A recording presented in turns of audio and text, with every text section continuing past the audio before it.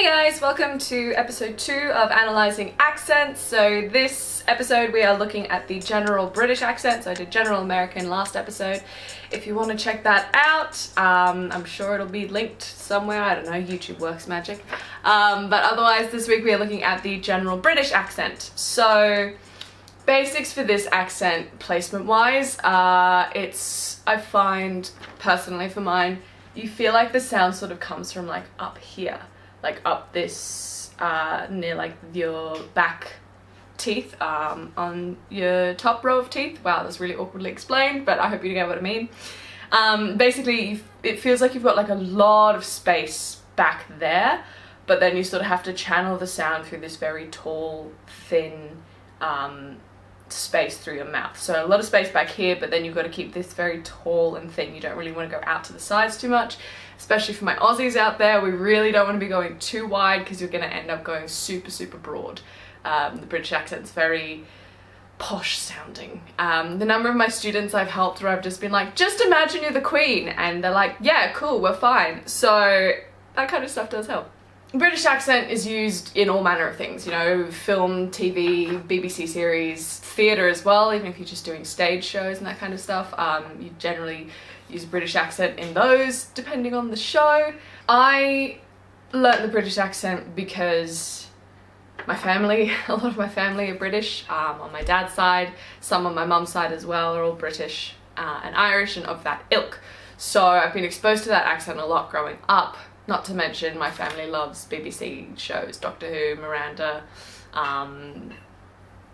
The Crown. I don't think my dad's ever shut up about The Crown, Downton Abbey, all of those kinds of things. So we've just always loved British film and television.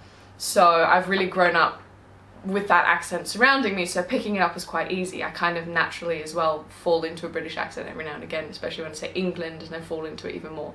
If we're looking at the British accent, so I'll actually put it on now, I won't just talk in my own lazy accent. So if we're looking at the British accent, it's that very tall, very proper sound. This is probably closer to a sort of RP, kind of.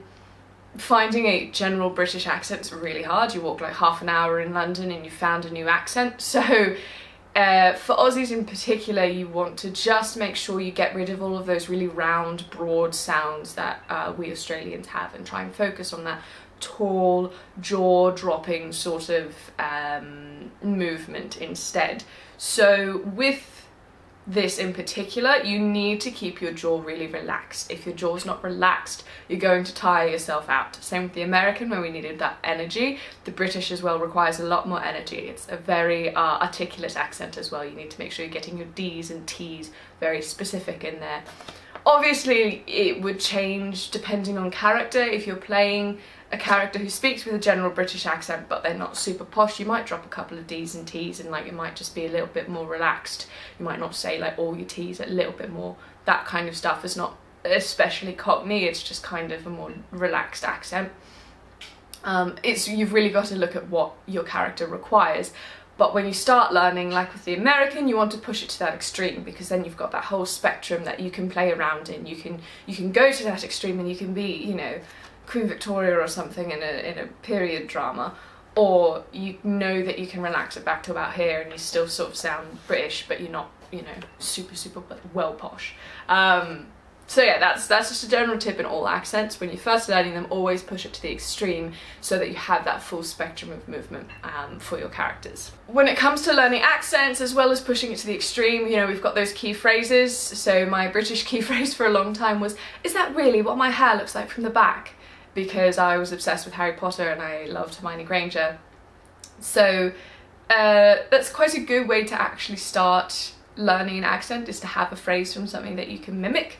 Like a key phrase, something you know you can say perfectly in the accent. That just helps you get into that accent. I know I couldn't do an Irish accent for ages unless I said Brian McFadden, and then I could do an Irish accent. Eventually you sort of wean yourself off your key phrase and you don't need it as much, but to begin with it's a great technique. So other things to do with this accent that I really focus on when I learn it is, like I said, over-articulating. Particularly when I start off in the accent, I like to over-articulate because it's so different from how I naturally speak.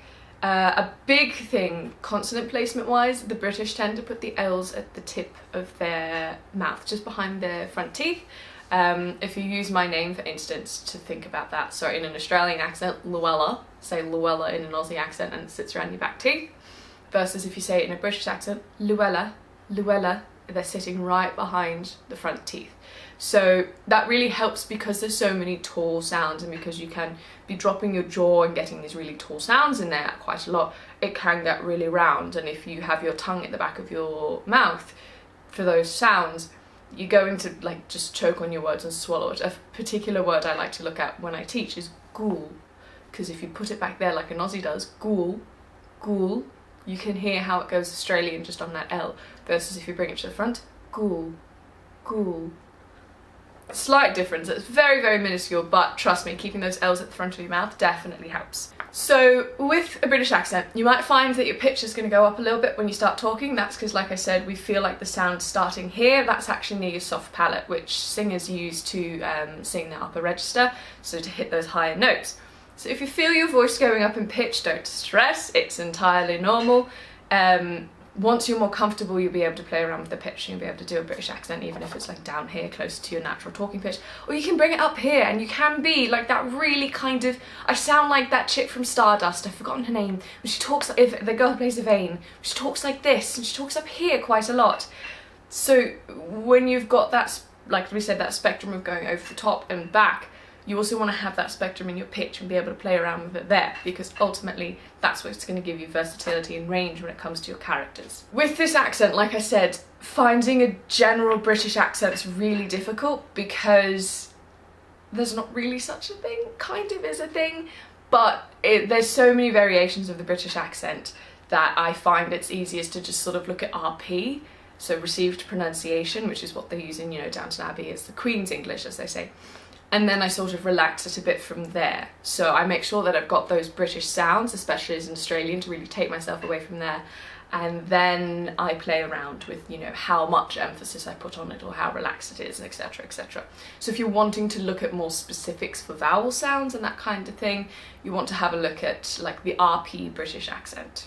So yes, that's a sort of vague breakdown of the British accent, I guess. Like I said, I like to focus a lot on placement and that kind of thing. So really I want you guys focusing on those, that high starting point and then those tall sounds. If you ever find yourself going too wide, just press in gently on your cheeks and that generally will relax you a little bit, or if anything, just remind you to not let your cheeks go outwards too much.